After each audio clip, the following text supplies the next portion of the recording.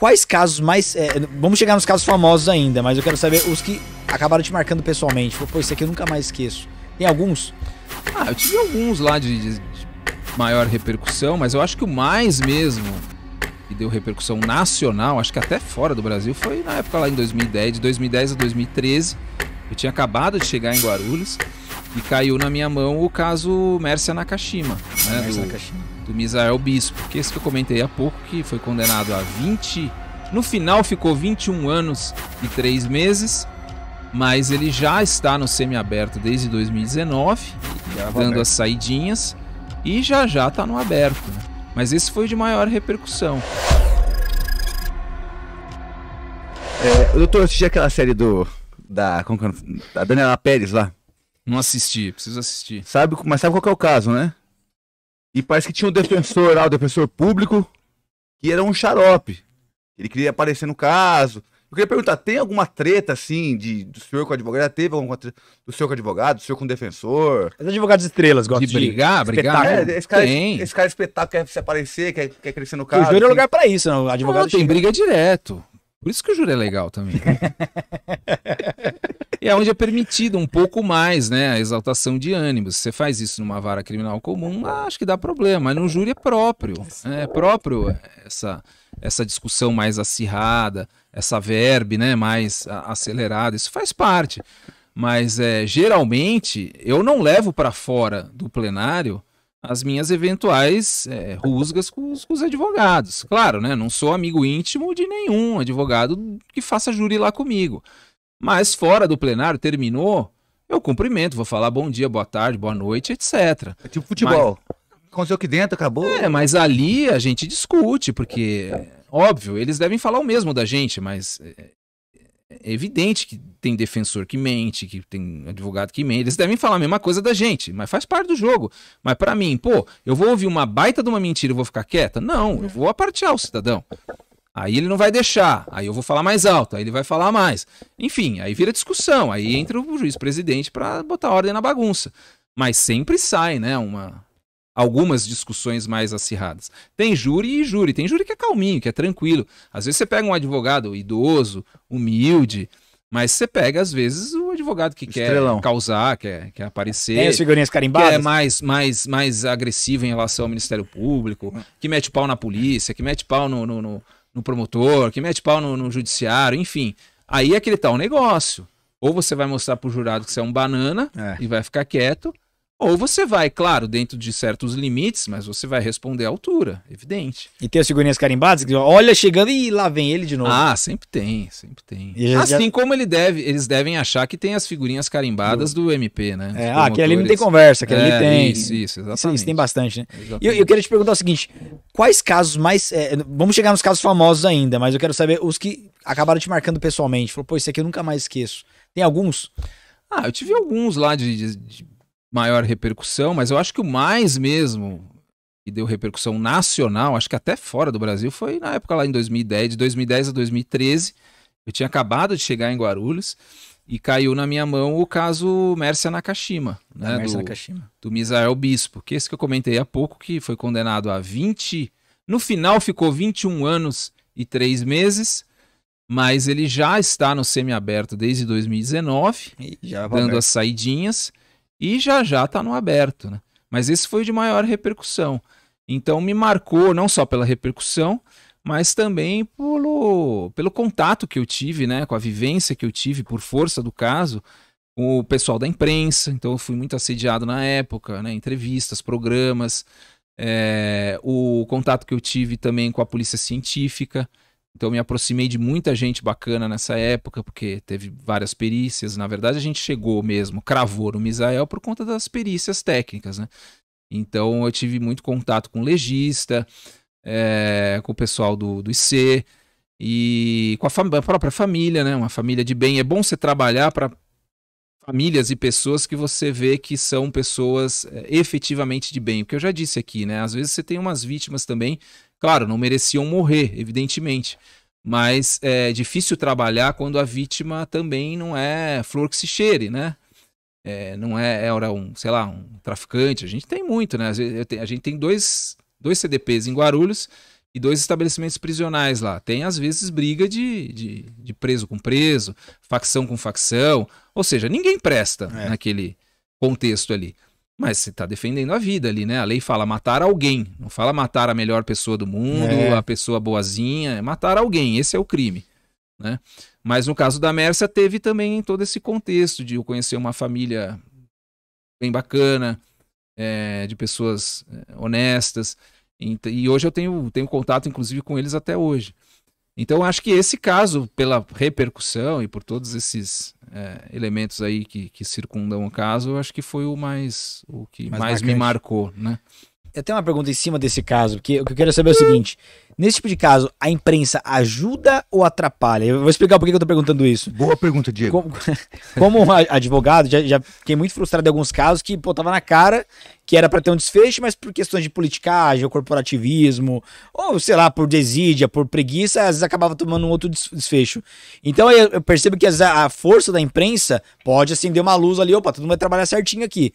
Ou então atrapalha no sentido de contaminar a prova, influenciar júri. Como é que é no caso do júri? Eu achei, nesse caso específico, claro, teve outros com também uma certa repercussão, mas nenhum deles como este, né? Nesse caso específico, tudo bem que nós estamos falando lá de 2010 a 2013, que foi o julgamento dele. Eu não achei que a imprensa interferiu no resultado ou em qualquer outra coisa. O espaço que a imprensa deu, para mim, foi equivalente, tanto para a acusação como para a defesa. Aliás, teve um caso, teve uma situação pitoresca no caso da Mércia Nakashima. Eu sempre falava depois da defesa. Geralmente é o contrário, né? Até processualmente falando, a acusação fala e a defesa se justifica. A defesa estava tanto na mídia, estava tão dando entrevista, que a imprensa me procurava para eu rebater o que a defesa estava sustentando. Eu lembro até que teve um dia lá que o Misael, ele estava solto, né, no começo, ele convocou uma coletiva de imprensa, acho que na casa dele ou no escritório de um dos advogados, e deu uma coletiva de imprensa antes de todo mundo.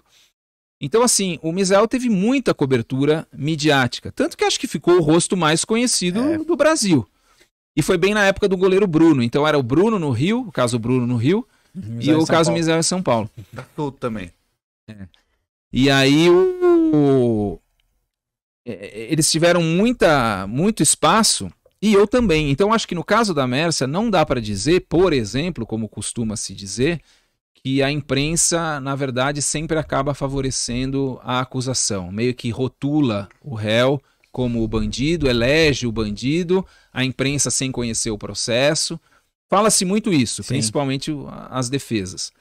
Neste caso específico, eu tenho certeza que não, porque ele apareceu na imprensa muito mais do que eu. Ele é muito mais conhecido do que eu. Ele é muito mais conhecido do que o advogado assistente de acusação. Ele é muito mais conhecido, e os advogados dele, sei lá, do que o delegado de polícia que atuou no caso. Entendeu? Então ele teve todas as oportunidades do mundo para expor os seus elementos, não só no processo, porque aí obviamente é garantido a paridade, mas também na imprensa. Então eu nunca tive uma experiência concreta com a imprensa que eu ache que tenha favorecido ou a mim ou tenha favorecido a defesa. Mas claro, né, a defesa sempre reclama dizendo que a imprensa favorece a acusação, principalmente pelos programas, sei lá, midiáticos, sensacionalistas que possam existir. Mas às vezes a gente, ou os meus colegas, também reclamam que às vezes a imprensa tem uma cobertura que favorece os acusados. Isso a gente pode dar um exemplo. A classe falante hoje, a classe dominante, né, aquele que tem lugar de fala, né, que agora é bonito falar isso. Qual é o espectro da classe falante atual no Brasil? É sempre de um criminoso, na verdade, é um coitadinho, né, que é vítima. É o suspeito, criminoso. Exatamente. Então o cara já está réu, já foi condenado em primeiro grau, continua suspeito, enfim. Então tem reclamações de parte a parte, isso é fato. E eu acho que tem há fundamento em ambos os argumentos, mas na minha experiência prática, eu tenho certeza que foi paritário. E se não foi melhor para a defesa do que para mim. Eles tiveram muito mais espaço para divulgar suas teses, seus argumentos, do que propriamente eu. Mas não acho que o júri tenha sido contaminado, porque no júri nós passamos lá o quê? Quase uma semana, acho que foram 4 dias. Só colocando provas. Então, ainda que algum jurado tenha chegado ali com um determinado viés, com alguma tendência, a partir do momento que você fica 3, 4 dias ouvindo pessoas, explorando prova técnica, a pessoa, obviamente, putz, eu tinha uma visão equivocada. Agora, nesses 4 dias mergulhado aqui, não é bem assim. Então não dá para dizer que o julgamento popular foi contaminado. Eu acho que não dá para dizer isso em nenhum caso, não só no meu. Ainda que haja uma interferência externa, quando chega na hora lá e é debruçado e é demonstrado para o júri o que tem realmente de prova, a pessoa vai ou confirmar ou vai abandonar aquele preconceito que ela tinha. E no seu caso, você falou que estava chegando há pouco tempo ali em Guarulhos. Depois dessa repercussão, chega algum caso desse, facilitou a adaptação? Como é que foi depois? Eu gostei, eu não tenho receio, assim, de desafios, né? Na verdade, eu adorei. Eu pergunto... O doutor quer não, o pau, porque é um negócio... Eu tô perguntando em relação aos colegas. Pegando fogo. Porque o cara chega, o circo pega fogo, ele fica marcado. Em relação aos colegas... Ou alguns ficam retraídos. Tem colega que não gosta dessa repercussão, dessa exposição. Sim. Às vezes tem até receio. E é natural, e é compreensível. Cada pessoa é uma pessoa. Cada um tem a sua particularidade. Mas, sei lá, eu sempre fui meio assim, destemido, até demais, né? Acho que até comentei, né? Eu saio do plenário, às vezes, de madrugada, eu vou a pé do fórum pro prédio do Ministério Público.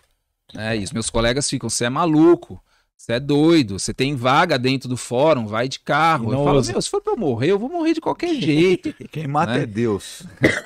Eu falo, viver é Cristo, morrer é lucro. Né? Eu tô aqui pra fazer o meu papel. Ninguém morre de véspera.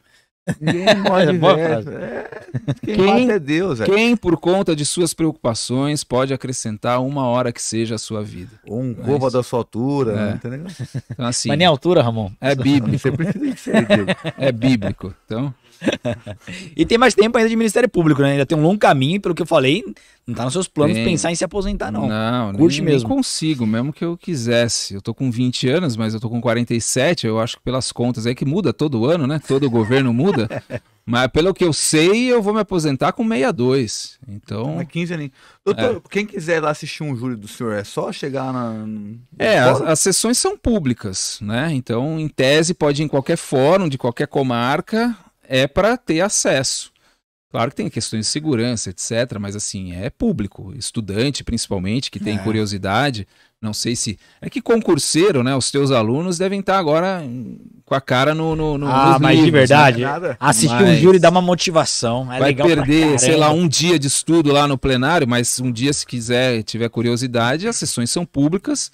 Claro, tem alguns processos que tem segredo de justiça, e alguns atos são restritos, mas a grande maioria dos casos é para qualquer um entrar. Aliás, é bom que se faça isso, né? O júri é o único órgão do sistema jurídico que promove esse tipo de aproximação e confere aquilo que eu falo que é essencial, que é publicidade e legitimidade para os atos que são ali praticados. É onde a gente presta contas, é onde o Poder Judiciário, o Ministério Público, a advocacia presta contas para a sociedade daquilo que faz.